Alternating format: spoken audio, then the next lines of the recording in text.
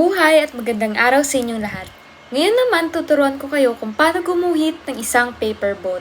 Kaya tara, simulan na natin. Magsisimula tayo sa pamamagitan ng pagguhit ng isang trapezoid. Ito ay dapat nakabaliktad. Mas mahaba ang nasa itaas kumpara nasa ilalim. Ito ang magsisilbing base ng ating paper boat. Sa itaas naman nito, guguhit tayo ng isang tatsulok. Ito ang magiging layag ng bangka. Magdagdag ng ilang mga linya sa layag at gilid ng bangka upang magmukhang ito ay gawa sa papel. Maaari mo ring lagyan ng pahilis ng mga guhit upang magbigay ng texture. Gumawa ng pahilis ng mga linya mula sa magkabilang dulo ng base pataas upang kumonekta sa ibaba ng tatsulok. Dito mabubuo ang gilid ng bangka. Sa gitna ng base, gumuhit ng dalawang patayong linya na magkalahati ang layo. Ang mga ito ang magiging bahagi ng bangka na tumataas papuntang tuktok ng layag.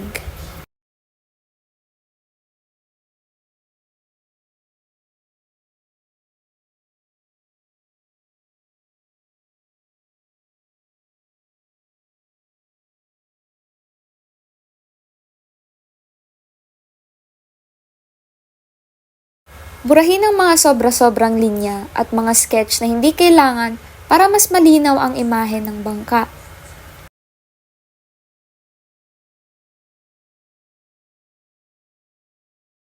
I-shade lamang ito batay sa parte ng bangka. Sa mga parteng hindi masyadong tinatamaan ng ilaw, gawin itong madilim.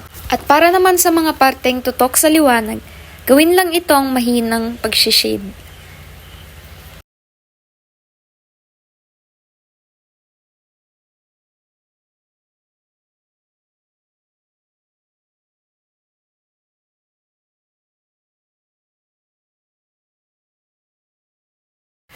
Ang pag-shade ay dapat naaayon sa direkta ng bawat parte ng bangka.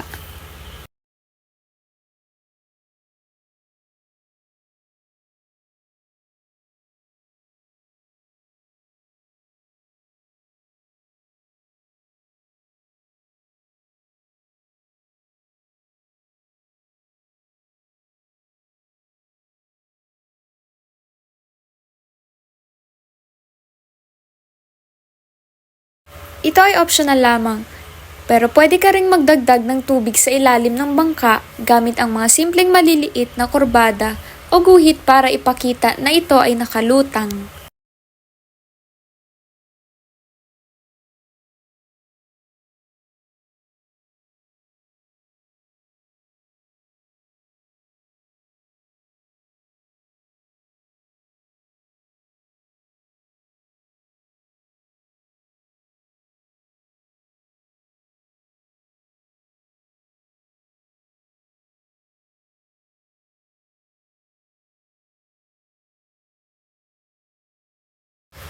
Gamit ang itim na ballpen o marker, i-outline ang buong bangka upang mas tumingkad at maging mas maayos ang itsura nito.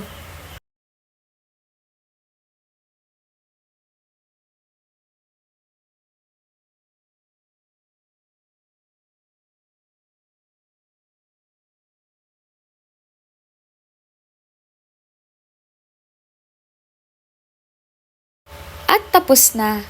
Ngayon, meron ka ng magandang guhit ng isang simpleng papel na bangka.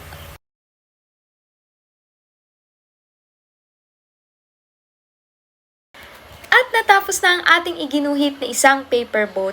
Kaya huwag kalimutang mag-like at mag-subscribe para sa mas marami pang tutorials. Muli, paalam!